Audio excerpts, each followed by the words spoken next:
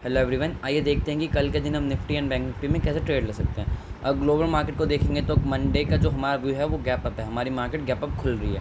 ठीक है, तो सबसे पहले निफ्टी देखते हैं। अब जो सबसे मेन व्यू है क्या है, अगर मार्केट गैप अप खुलता है, ठीक है, तो हम खुलते ही बाइंग साइड जा सकते हैं। थोड़ा सा शॉर्ट कवरिंग पॉसिबल है मार्केट में। ठीक है, जिन्होंने भी यहाँ से यहाँ तक सेल करा होगा, इस पॉइंट से लेकर इस पॉइंट तक, तो एक शॉर्ट कवरिंग आपको देखने को मिल सकती है। तो कब आपको किस लेवल के ऊपर बाय करना है? अगर मार्केट खुलता है 15,850, ठीक है, 850 के ऊपर खुलता है तो आपका फर्स्ट टारगेट होगा 900 का और दूसरा टारगेट होगा आपका 950 का। ठीक है, तो अगर मार्केट गैप अप खुलता है इस लेवल के ऊपर 850 के ऊपर, तब भी आप बाइंग साइड जाएंगे। या अगर मार्केट बहुत बड़ा गैप डाउन खुल जाता है, आप गैप डाउन खुलने के बाद तब भी एक बाइंग पोजीशन, सेलिंग की साइड कोई मत जाना। ठीक है, क्योंकि यहाँ पे 17,000 का एक 15,700 पे एक स्ट्रॉन्ग सपोर्ट है। ठीक है, तो अगर मार्केट गैप डाउन खुल के रिकवर करने का ट्राई करता है, अगर हमारी मार्केट कुछ गैप डाउन खुल जाती है इस एरिया में 15,600 500 के बाद और मार्केट रिकवरी शो करता है, तो आप रिकवरी के टाइम 15,700 के ऊपर बाइंग पोजीशन बना सकते हैं। ठीक है, तो जो हमने कल का व्यू है हमारा दोनों साइड से बाइंग साइड का है, चाहे मार्केट गैप अप खुले। ठीक है, अगर मार्केट गैप अप खुलती है तब भी आप बाइंग साइड जा सकते हो उस लेवल के ऊपर 850 के ऊपर। और अगर गैप डाउन खुलता है इधर कहीं पे, तो आप एक रिकवरी देखने को मिलेगी आपको, उसके बाद आप 15,700 के ऊपर बाइंग के लिए जा सकते हो। ठीक है, कुछ इस टाइप से मार्केट मोमेंटम कर सकता है। सेलिंग के साइड का अभी तक तो कोई व्यू नहीं है। ठीक है, मार्केट में, क्योंकि मार्केट ने एक स्ट्रेट फॉल करा है, उसके बाद एक मार्केट को रिकवरी एक मार्केट छोटा सा रिकवरी शो करना चाहिए। ठीक है, तो अब बैंक निफ्टी देख लेते हैं। बैंक निफ्टी में भी सेम वही व्यू रखेंगे। अगर मार्केट खुलता है गैप डाउन, ठीक है, जो हमारी सबसे अच्छी प्रोबेबिलिटी है बाइंग साइड जाने के लिए वो गैप डाउन में। ठीक है, अच्छा खासा अगर मार्केट गैप डाउन शो कर देता है इस एरिया में आपको वेट करना है एक रिकवरी का।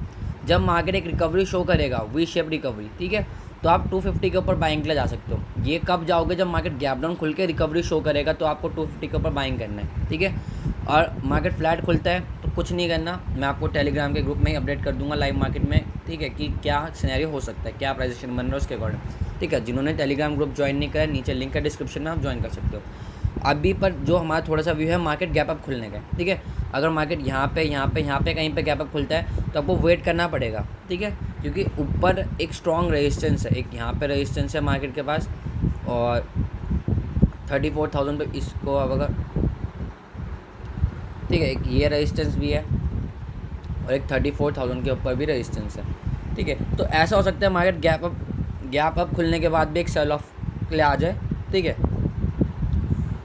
तो सबसे बेस्ट सिनेरियो यही है आपके लिए। अगर मार्केट गैप डाउन खुल जाता है इस एरिया में कहीं पे भी, इस एरिया में कहीं पे भी गैप डाउन खुल जाता है, आपको क्या करना है, बस एक क्विक रिकवरी का वेट करना है। वी शेप रिकवरी देगा मार्केट 33,250 के ऊपर, आपको बाइंग यहाँ पे पोजीशन बना लेनी है। और आपके टारगेट ये 600 पहला 500 का होगा, दूसरा 600 और तीसरा टारगेट 800 का। काफ़ी अच्छी रिकवरी भी आपको देखने को मिल सकता है। ये तभी पॉसिबल है अगर कल मार्केट एक अच्छा खासा गैप डाउन करे। ठीक है, गैप अप खुलता है तो मार्केट डेफिनेटली ऊपर जाने का ट्राई करेगा। यहाँ पे कहीं पे खुलता है गैप अप, पर मैं बाइंग से इसलिए नहीं कह रहा क्योंकि यहाँ पे भी एक रेजिस्टेंस है, यहाँ पे भी रेजिस्टेंस है, यहाँ पे भी रेजिस्टेंस है। तो आप हर उस पर मार्केट रेजिस्टेंस फेस करेगा, तो आपको एक अच्छा टारगेट नहीं मिलेगा एज ऑप्शन बाय। आपको क्विक मोमेंटम चाहिए, पर यहाँ पे इतने सारे रेजिस्टेंस ऑलरेडी हैं, तो आपको इतना अच्छा मोमेंटम देखने को नहीं मिलेगा। ठीक है, ऐसा हो सकता है मार्केट गैप अप खुले, ठीक है, उसके साइड वे चले जाए और सेकेंड हाफ में फिर से नीचे आ जाए। ठीक है, तो बाइंग के लिए सबसे बेस्ट सिनेरियो यही है। अगर मार्केट गैप डाउन खुलता है तो हम बाइंग साइड जाएंगे। गैप अप खुलता है, जैसे कि ग्लोबल मार्केट शो कर रहा है कि मार्केट गैप अप खुल सकता है, तो हमें वेट करना पड़ेगा।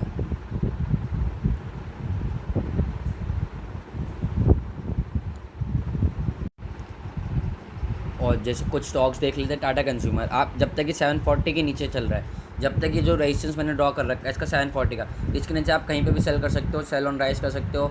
ठीक है, चाहे मार्केट गैप अप खुले तब भी आप सेल कर सकते हो, चाहे फ्लैट खुले तब भी सेल कर सकते हो। ठीक है, जब भी इस लेवल पर रीटेस्ट करना है तब भी आप ये सेल कर सकते हो। आपका फर्स्ट टारगेट होगा 730 का, सेकंड टारगेट होगा आपका 725 का। ठीक है, ज़्यादा बड़ा सेल में डालना, 5 से 6 पॉइंट का सेल रखना, अपना रिस्क रिवॉर्ड रेशियो मेंटेन करना 1:2 का। ये 740 एक बहुत स्ट्रॉन्ग रेजिस्टेंस है इसके लिए। ओके, तो कल ये इसको रिटेस्ट करेगा तब भी आप सेल कर सकते हो। अगर मार्केट इसके ऊपर गैप अप खुलता है फॉर एग्जांपल और फिर इसको क्रॉस करता है नीचे की साइड, तब भी आप इसे सेल कर सकते हो।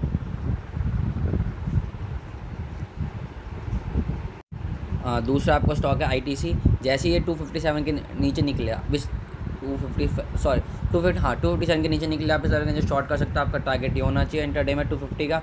छोटा सा एसएल 5 से 6 पॉइंट का एसएल रख सकते हो आप। 260 आपका एसएल होना चाहिए। ठीक है, ज़्यादा बड़ा एसएल मत देना, अपना रिस्क वॉर रेशियो के अकॉर्डिंग अपना एसएल रख सकते हो आप। 257 के नीचे आप इसे शॉर्ट कर सकते हो। और हमारा तीसरा स्टॉक है हीरो मोटोकॉर्प। ये आपके लिए बाइंग के लिए आप इसको इस रेंज में बाय कर सकते हो।